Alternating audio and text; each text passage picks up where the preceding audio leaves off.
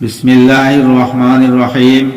হযরত সামুরা ইবনে জুনদুব রাদিয়াল্লাহু তাআলা আনহু বলেন যে রাসূলুল্লাহ সাল্লাল্লাহু আলাইহি ওয়াসাল্লাম অধিকাংশ সময় তার সাহাবাদেরকে জিজ্ঞাসা করিতেন যে তোমাদের মধ্যে কেহ কোনো স্বপ্ন দেখিয়াছ কি? কেহ স্বপ্ন বর্ণনা করিত, তিনি উহার ব্যাখ্যা বলিয়া দিতেন। একদিন সকালবেলায় রাসূলুল্লাহ সাল্লাল্লাহু আলাইহি ওয়াসাল্লাম ইরশাদ করিলেন, রাত্রিবেলায় আমি স্বপ্ন দেখিলাম যে দুইজন ফেরেশতা আমার নিকট আসিলেন এবং আমাকে উঠাইয়া বলিলেন, আমাদের সাথে চলুন। আমি তাহাদের সাথে চলিলাম। আমার একজন শায়িত ব্যক্তির নিকট দিয়া আমরা একজন শায়িত ব্যক্তির নিকট দিয়া গেলাম। তাহার পাশে পাথর হাতে এক ব্যক্তি দাঁড়ানো আছে। সে শায়িত ব্যক্তির মাথার উপর পাথরটি সজোরে নিক্ষেপ করে, ইহাতে তাহার মাথা চূর্ণ বিচূর্ণ হইয়া যায় এবং পাথরটি গড়াইয়া অন্যদিকে চলিয়া যায়। উক্ত ব্যক্তি যাইয়া পাথরটি উঠাইয়া আনে। তাহার ফিরিয়া আসার পূর্বে শায়িত ব্যক্তির মাথা আগের মতো সম্পূর্ণ সুস্থ হইয়া যায়। পুনরায় সে পাথর নিক্ষেপ করে এবং পরিণতি উহাই হয় যাহা পূর্বে হইয়াছিল। আমি অবাক হইয়া সঙ্গী দুইজনকে জিজ্ঞাসা করিলাম, সুবহানাল্লাহ, এই দুই ব্যক্তি কাহারা এবং ইহা কি হইতেছে? তাহারা বলিলেন, চলুন, সামনে চলুন। আমরা সামনে চলিলাম। আমরা চিত হইয়া শায়িত এক ব্যক্তির নিকট দিয়া গেলাম এবং এক ব্যক্তি তাহার নিকট লোহার চিমটা লইয়া দাঁড়াইয়া আছে। চিমটাদারী ব্যক্তি শায়িত ব্যক্তির চেহারার এক পাশে আসিয়া তাহার চোয়াল, নাক এবং চোখ মাথার পিছনের অংশ পর্যন্ত চিরিয়া ফেলে। অতঃপর অন্য পাশেও এইরূপ করে।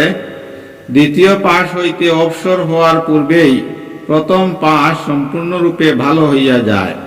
সে ব্যক্তি এইরূপ করিতে থাকে।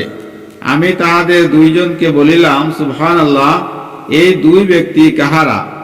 তাহারা বলিলেন, চলুন, সামনে চলুন। আমরা সামনে চলিলাম। একটি তন্দুরের নিকট পৌঁছিলাম। উহাতে বড় সুরগুল হইতেছিল। আমরা উকি দিয়া দেখিলাম উহাতে অনেক উলঙ্গ পুরুষ ও মহিলা রহিয়াছে। তাহাদের নিচের দিক হইতে একটি অগ্নিশিখা আসে।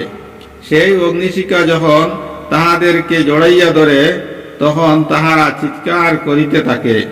আমি উহাদের দুইজনকে জিজ্ঞাসা করিলাম, ইহারা কাহারা? তাহারা বলিলেন, চলুন, সামনে চলুন।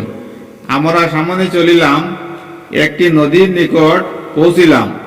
উহা রক্তের মতো লাল বর্ণ ছিল, আর উহাতে এক ব্যক্তি সাঁতার কাটিতেছিল। নদীর কিনারার অপর এক ব্যক্তি ছিল, যে অনেকগুলি পাথর জমা করিয়া রাখিয়াছিল। সাঁতার কাটা লোকটি যখন সাঁতরাইয়া পাথর জমাকারী লোকটির নিকট আসে তখন সে নিজের মুখ খুলিয়া দেয়। তখনই কিনারায় অপেক্ষামান ব্যক্তি তাহার মুখের ভিতর পাথর ডালিয়া দেয়। ইহাতে সে দূরে চলিয়া যায় এবং পুনরায় সাঁতরাইয়া ওই ব্যক্তির নিকট ফিরিয়া আসে। যখনই ওই ব্যক্তি সাঁতরাইয়া কিনারায় অপেক্ষামান লোকটির নিকট আসে তখনই সে মুখ হা করে, আর কিনারায় অপেক্ষামান ব্যক্তি তাহার মুখের ভিতর পাথর ডালিয়া দেয়। আমি তাহাদের দুইজনকে জিজ্ঞাসা করিলাম, এই দুই ব্যক্তি কাহারা? তাহারা দুইজন বলিলেন, চলুন, সামনে চলুন। আমরা সামনে চলিলাম। তোমরা যত কুৎসিত চেহারার মানুষ দেখিয়াছ, তাহাদের অপেক্ষা বেশি কুৎসিত চেহারার মানুষের নিকট দিয়া আমরা গেলাম। তাহার নিকট আগুন জ্বলিতেছিল। সে উহাকে আরো প্রজ্বলিত করিতেছিল এবং উহার চতুর্দিকে দৌড়াইতেছিল। আমি তাহাদেরকে জিজ্ঞাসা করিলাম, এই ব্যক্তি কে? তাহারা বলিলেন, চলুন, সামনে চলুন। অতঃপর আমরা এমন এক বাগানে পৌঁছিলাম, যাহা ঘন সবুজ ছিল। উহাতে বসন্তকালীন সব রকমের ফুল ছিল। বাগানের মাঝখানে অতি দীর্ঘকায় এক ব্যক্তিকে দেখা গেল। অতি দীর্ঘ হওয়ার কারণে তাহার মাথা দেখা আমার জন্য কষ্টকর ছিল। তাহার চারিপার্শ্বে অনেক শিশু ছিল। এত বেশি সংখ্যক শিশু আমি কখনো দেখি নাই। আমি জিজ্ঞাসা করিলাম, ইনি কে? আর এই শিশুরা কে? তাহারা আমাকে বলিলেন, সামনে চলুন, সামনে চলুন। আমরা চলিলাম এবং একটি বড় বাগানে পৌঁছিলাম। আমি এত বড় ও সুন্দর বাগান কখনো দেখি নাই। তাহারা আমাকে বলিলেন, ইহার উপরে চড়ুন। আমরা উহার উপর চড়িলাম এবং এমন এক শহরের নিকট পৌঁছিলাম, যাহা এমনভাবে তৈরি ছিল যে উহার একটি ইট সোনার ছিল, একটি ইট রূপার ছিল। আমরা শহরের দরজায় পৌঁছিলাম। দরজা খুলিতে বলিলে উহা আমাদের জন্য খুলিয়া দেওয়া হইল। আমরা উহার মধ্যে এমন লোকের সহিত সাক্ষাৎ করিলাম, যাহাদের শরীরের অর্ধেক অংশ এত সুন্দর ছিল যে তোমরা এমন সুন্দর দেখো নাই, আর অর্ধেক অংশ এত কুৎসিত ছিল যে তোমরা এমন কুৎসিত চেহারা দেখো নাই। ওই দুই ফেরেশতা তাহাদিগকে বলিলেন, যাও, এই নদীতে ঝাঁপ দাও। আমি দেখিলাম সামনে একটি প্রশান্ত নদী প্রবাহিত হইতেছে। উহার পানি দুধের মতো সাদা। তাহারা উহাতে ঝাঁপাইয়া পড়িল। অতঃপর যখন তাহারা আমাদের নিকট ফিরিয়া আসিল, তখন তাহাদের কুৎসিত অবস্থা দূর হইয়া গিয়াছিল এবং তাহারা অত্যন্ত সুন্দর হইয়া গিয়াছিল। উভয় ফেরেশতা আমাকে বলিলেন, ইহা জান্নাতে আদন এবং ইহা আপনার ঘর।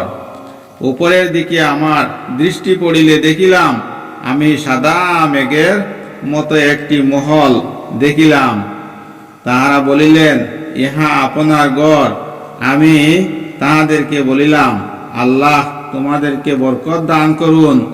আমাকে ছাড়িয়া দাও, আমি উহার ভিতরে প্রবেশ করিব।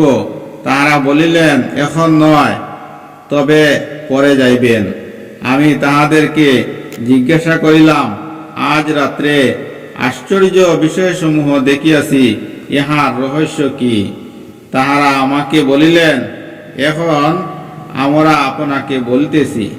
প্রথম ব্যক্তি যাহার নিকট দিয়া আপনি অতিক্রম করিয়াছেন এবং তাহার মাথায় পাথর দ্বারা চূর্ণ বিচূর্ণ করা হইতেছিল, সে হইল যে কোরআন শিক্ষা করে অতঃপর উহাকে ছাড়িয়া দে, তেলাওয়াত করে না, আমলও করে না, আর ফরজ নামাজ ছাড়িয়া ঘুমাইয়া পড়ে।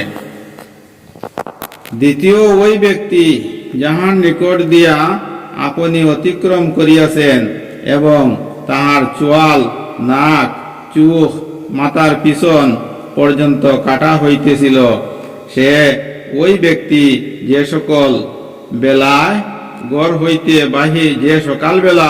ঘর হইতে বাহির হইয়া মিথ্যা কথা বলে এবং সেই মিথ্যা দুনিয়াতে প্রচারিত হইয়া যায়। তৃতীয় ওই সকল মেয়ে পুরুষ যাহাদেরকে আপনি তন্দুরে জ্বলিতে দেখিয়াছিলেন, তাহারা হইল জিনাকার, ব্যভিচারী পুরুষ ও মহিলা। চতুর্থ ওই ব্যক্তি যাহার নিকট দিয়া আপনি অতিক্রম করিয়াছেন, যে নদীতে সাঁতার কাটিতেছিলে এবং তাহার মুখে পাথর নিক্ষেপ করা হইতেছিল, সে সুদকুর। পঞ্চম ওই কুৎসিত ব্যক্তি যাহার নিকট দিয়া আপনি অতিক্রম করিয়াছিলেন যিনি আগুন প্রজ্বলিত করিতেছিলেন এবং উহার চারিপার্শ্বে দৌড়াইতেছিলেন, তিনি জাহান্নামের দারোগা। যাহার নাম মালিক, ষষ্ঠ ওই ব্যক্তি যিনি বাগানের মধ্যে ছিলেন, তিনি হযরত ইব্রাহিম আলাইহিস সালাম। আর যে সকল শিশুরা তাহার চারিপার্শ্বে ছিল, তাহারা শৈশবেই ইসলামের স্বভাবের উপর মৃত্যুবরণ করিয়াছে। কোন সাহাবী জিজ্ঞাসা করিলেন, ইয়া রাসূলুল্লাহ, মুশরিকদের শিশু কি হইবে? তিনি ইরশাদ করিলেন, মুশরিকদের শিশুরাও তাহারাই ছিল। আর যাহাদের অর্ধেক শরীর সুন্দর ও অর্ধেক শরীর কুৎসিত ছিল, তাহারা ওই সমস্ত লোক যাহারা নেক আমলের সহিত বদ আমল করিয়াছে, আল্লাহ তাআলা তাহাদের গুনাহ ক্ষমা করিয়া দিয়াছেন। বুখারী শরীফের রিওয়ায়াত। সুবহানাল্লাহ।